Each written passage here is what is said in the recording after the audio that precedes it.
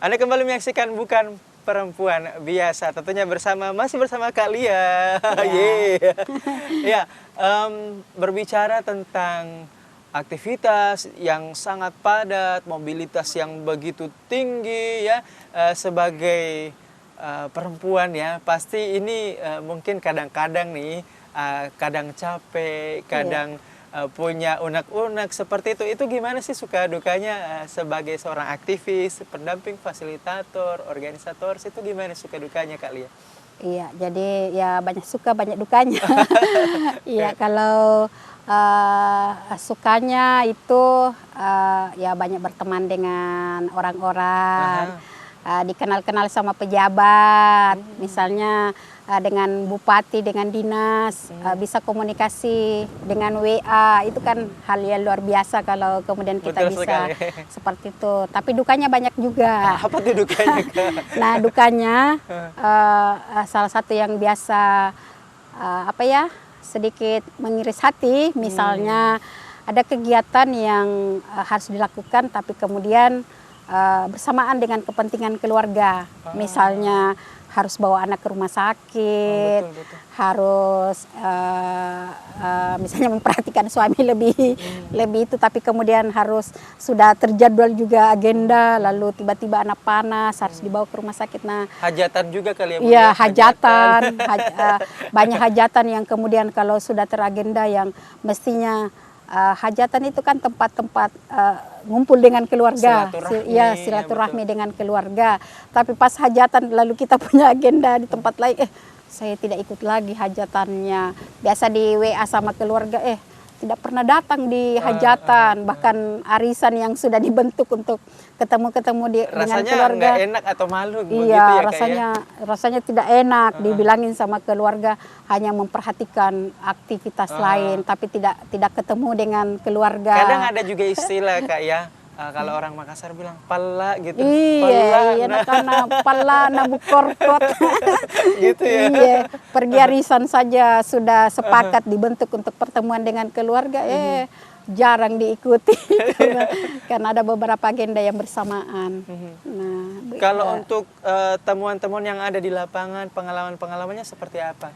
iya, kalau di lapangan itu kan ketemu dengan karakter yang Iya, berbeda-beda. betul sekali. Jadi ketemu dengan orang dengan karakter yang berbeda-beda. Tentu saja kita kemudian mencari solusi menghadapi karakter si A seperti apa, menghadapi karakter si B seperti apa. Juga kemudian banyak teman-teman yang kita harus berinteraksi dengan mereka. Jadi misalnya teman-teman LSM, teman-teman wartawan, bagaimana kita bisa dekat dengan mereka, lalu beberapa masalah kita juga sering juga saya diskusikan ke teman-teman. Sempat ada perlakuan, maaf ya Bu, Kak Lia, sempat ada nggak perlakuan seperti penolakan dari masyarakat seperti itu, dan mungkin kayak responnya kasar atau bicara kasar gitu, sempat ada nggak? Iya, banyak juga kita rasakan seperti itu. Jadi waktu misalnya ini kita di daerah Das kan, teori bahwa dia dalam bahaya itu hidup di daerah Das itu kan teori kita yang orang di luar Das. Tapi orang Das itu ternyata dia merasa nyaman hidup di daerah Das misalnya. Jadi ketika kita masuk advokasi, kita pasti berbenturan karena kita merasa bahwa mereka dipindahkan itu hidupnya akan lebih baik, sementara dia merasa bahwa dia kalau tinggal di sekitar Das juga masih lebih baik. Nah, itu kita akan ketemu benturan-benturan begitu. Ketemu dengan misalnya oknum-oknum yang kemudian memprovokasi juga bahwa tidak begitu, kita lebih nyaman hidup di sini. Sama dengan misalnya di tingkat masyarakat, ketemu juga beberapa masalah, dan bukan hanya itu, di tingkat pemerintah juga kadang kita ketemu masalah. Kalau tindakan paling ekstrim nih dari penolakan seperti itu dari masyarakat yang sudah ditemui itu sampai sejauh mana Kak Lia?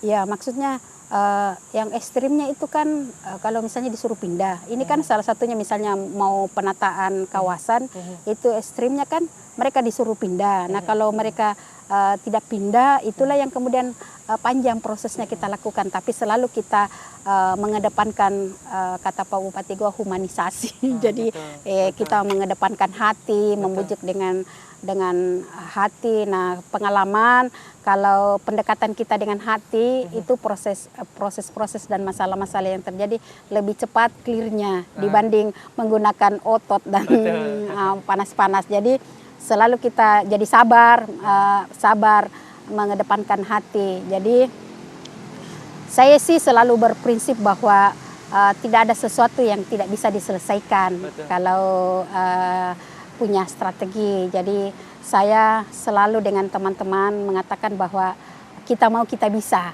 Jadi bukan persoalan bisa atau tidak bisa, tapi persoalannya mau atau tidak mau kita. Dari nawa itunya ya dari niatnya kita. Nah, kalau niat kita bagus, insya Allah juga jalannya akan bagus, sekalipun mungkin akan dapat rintangan.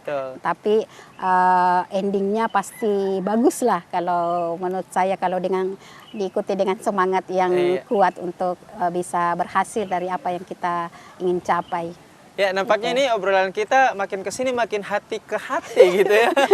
Ya, kita akan lanjutkan karena ini tambah seru pemirsa ya. Pemirsa Setianet TV dimanapun Anda berada, jangan kemana-mana, tetaplah bersama kami di program Bukan Perempuan Biasa.